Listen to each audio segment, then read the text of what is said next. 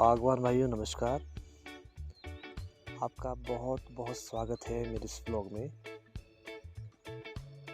बागवान भाइयों, जैसा कि आप सभी को पता है, आजकल जो है एप्पल्स में पिंक बड और फ्लोरिंग का टाइम है। तो ऐसे में बहुत सारे हमारे बागवान भाई कंफ्यूज रहते हैं कि प्लांट्स में या पिंक बड में कौन सी एप्लीकेशंस यूज़ की जानी चाहिए ताकि हमारी फ्रूट सेटिंग हो पाए। तो इस वीडियो में आपको मैं इस बारे में पूरी जानकारी देने वाला हूँ और उन सभी एप्लीकेशंस की क्या कॉन्सिक्वेंसेस रहने वाली है, इसके बारे में भी सब कुछ बताने वाला हूँ। और मेरा आपसे निवेदन है कि आप वीडियो के अंत तक बने रहें। तो बागवान भाइयों, सबसे पहले जब भी हम पिंक बड स्प्रे अप्लाई करना चाहेंगे तो हमें ये मालूम होना चाहिए कि एक स्टेज क्या है। तो जैसा कि एक्सपर्ट कहते हैं कि जब आपके बगीचे में 5 से 10% फ्लोरिंग हो जाए तो ऐसे में हमें पिंक बड की जो एप्लीकेशन है वो अप्लाई करनी चाहिए। और स्प्रे करने के साथ साथ आप एक बात का ख्याल ज़रूर रखें, जो भी आप पानी यूज़ करें वो ताज़ा पानी ही यूज़ करें, क्योंकि अगर आप स्टैग्नेंट वाटर यूज़ करेंगे यानी कि खड़ा पानी, उसका जो पीएच होता है वो कम या ज़्यादा हो सकता है और वो जो है हमारे जितनी भी केमिकल्स है उसके साथ जो है रिएक्शन कर सकता है और कोई दूसरा कंपाउंड बना के जो है वो हानि पहुंचा सकता है, या फिर उसका असर जो है बहुत कम समय के लिए रहेगा अगर आप ताज़ा पानी स्प्रे में यूज़ नहीं करते हैं। तो जो आप एप्लीकेशंस यूज़ कर सकते हैं उसमें पहला तो हमारा जो है मोनो अमोनियम फॉस्फेट है, जिसको हम 12 भी बोलते हैं, यानी कि इसमें नाइट्रोजन और फॉस्फोरस जो है एक रेशो में है, या एक मार्केट में कई और तरह से 19-19-19 या किसी और तरह से भी आते हैं।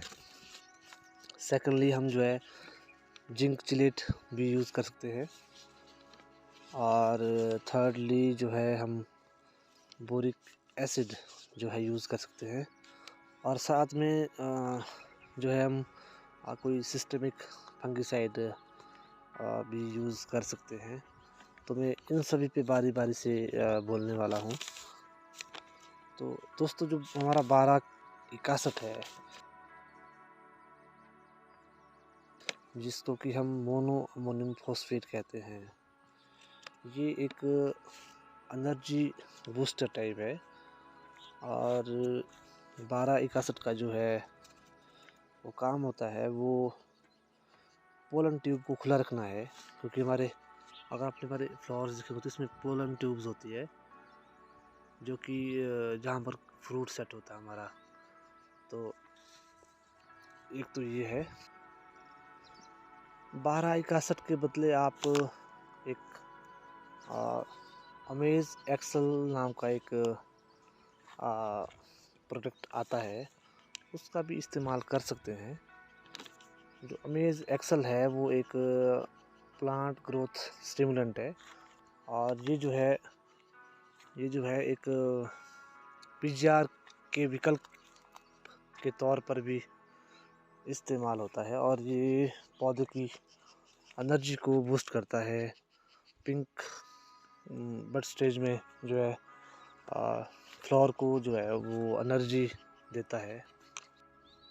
1261 को जो है आप एक ड्रम में 1 किलो के हिसाब से इस्तेमाल कर सकते हैं, एक ड्रम यानी कि 200 लीटर में। फिर बात करते हैं हम जिंक की। जिंक जो है चीलिटी फॉर्म में जो है मार्केट में आता है, और जिंक जो है बहुत ही इम्पोर्टेंट इंटीग्रेंट्स है प्लांट मेटाबॉलिज्म का। और इसका मेन रोल जो है वो क्लोरोफिल को बनाने में होता है जिंक का। और साथ ही साथ जो है जिंक फ्रूट डेवलपमेंट में भी बहुत मदद करता है। और फ्रूट डेवलपमेंट के साथ साथ जो है सीड डेवलपमेंट में इसका बहुत सारा रोल रहता है। 100 ग्राम जिंक को आप एक ड्रम में इस्तेमाल कर सकते हैं, यानी कि 100 ग्राम जिंक 200 लीटर पानी में आप इस्तेमाल कर सकते हैं।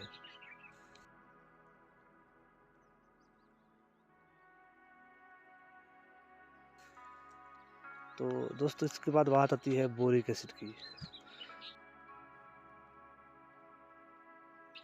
बोरिक एसिड जो है एक हाइड्रोजन बोरेट है, और जो कि वीक एसिड के फॉर्म में होता है। ये वीक एसिड है, और इसका जो फॉर्मूला है वो H3BO3 है।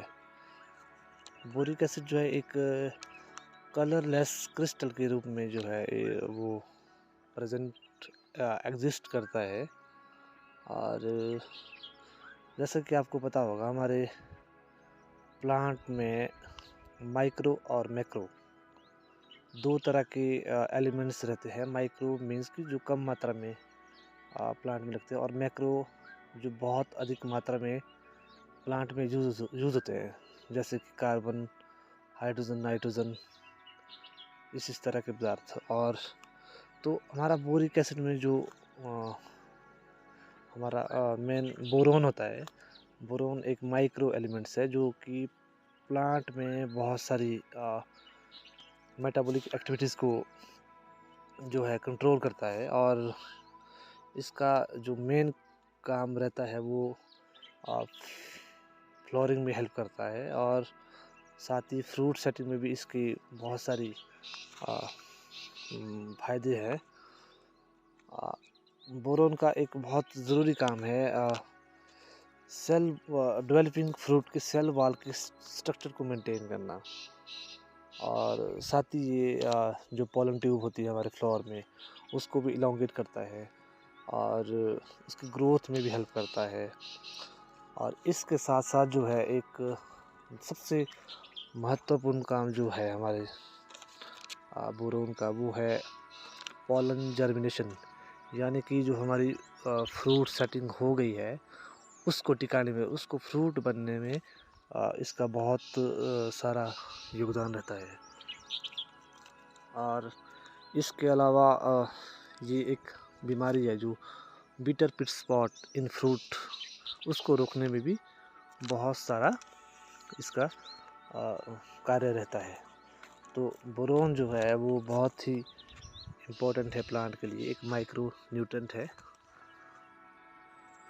तो इसका भी आप 200 से 250 ग्राम पर ड्रम, यानी कि 250 ग्राम पर 200 लीटर जो है आप स्प्रे के लिए इस्तेमाल कर सकते हैं।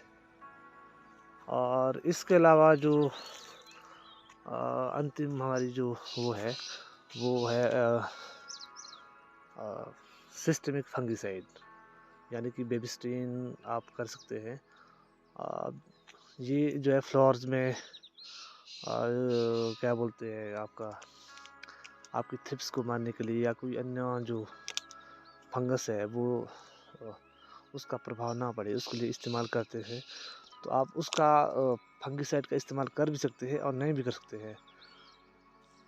बाकी कुछ लोग कहते हैं कि आप कीटनाशक का भी प्रयोग कीजिए, लेकिन दोस्तों मेरे हिसाब से पिंक बड स्टेज पर या फ्लोरिंग पर आपको कभी भी कीटनाशक का उपयोग नहीं करना चाहिए, क्योंकि हमारे जो फ्लोर के आसपास जो मित्र इंसेक्ट्स होते हैं उस पे इसका बहुत बुरा प्रभाव पड़ता है और हमारी पॉलिनेशन इससे बहुत ज़्यादा प्रभावित होती है। तो इसलिए आप कीटनाशक का प्रयोग भी ना करें और फंगिसाइड का भी प्रयोग बहुत कम मात्रा में करें, ताकि इसका कोई नेगेटिव इम्पैक्ट ना पड़े। तो आप इन सभी चीज़ों को जो है मैंने बताई है, आपका mono ammonium phosphate, chelated zinc, boric acid और आपका बेबिस्टिन, इन सब को कंबाइनली यूज़ कर सकते हैं। लेकिन कुछ लोग 12-61 को अलग भी यूज़ करते हैं। बाकी तीनों चीज़ों को जो कंबाइन करके यूज़ करते हैं वो आप देख लीजिएगा आप किस फॉर्म में इसको करना चाहते हैं। लेकिन ये जो है बहुत ज़रूरी एप्लीकेशंस है, तो आप सभी इन बातों का ध्यान रखें।